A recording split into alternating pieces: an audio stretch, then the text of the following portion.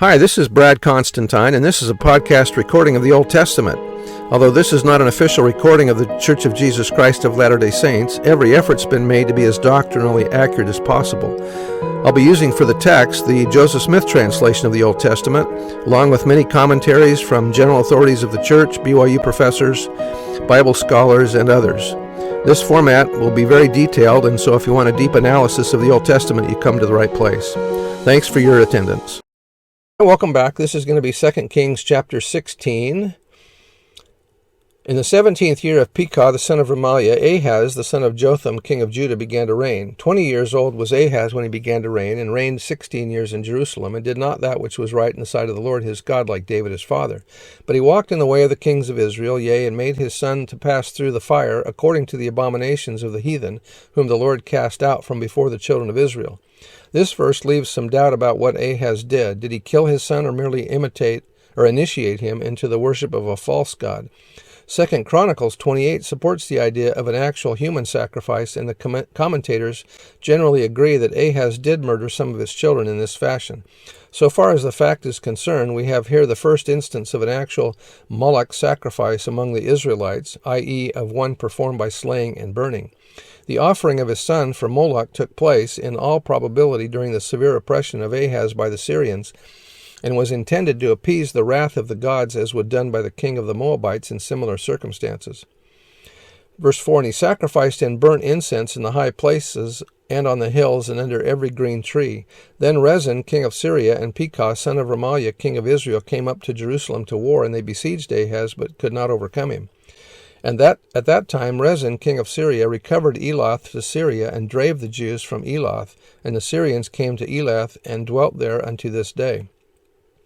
So Ahaz sent messengers to Tiglath-Pileser, king of Assyria, saying, I am thy servant and thy son. Come up and save me out of the hand of the king of Syria, and out of the hand of the king of Israel, which rise up against me.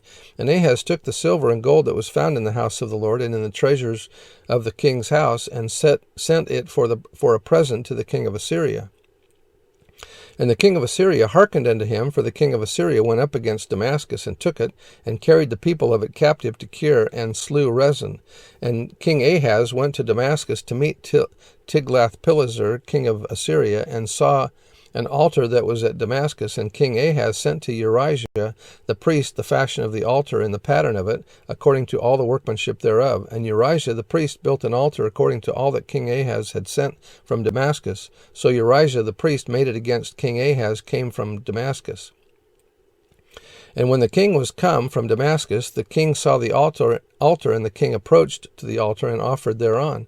And he burnt his burnt offering and his meat offering, and poured his drink offering, and sprinkled the blood of his peace offerings upon the altar. And he brought also the brazen altar that was before the Lord from the forefront of the house, from before the altar in the house of the Lord, and put it on the north side of the altar. And King Ahaz commanded Urijah the priest, saying, Upon the great altar burn the morning burnt offering and the evening meat offering, and the king's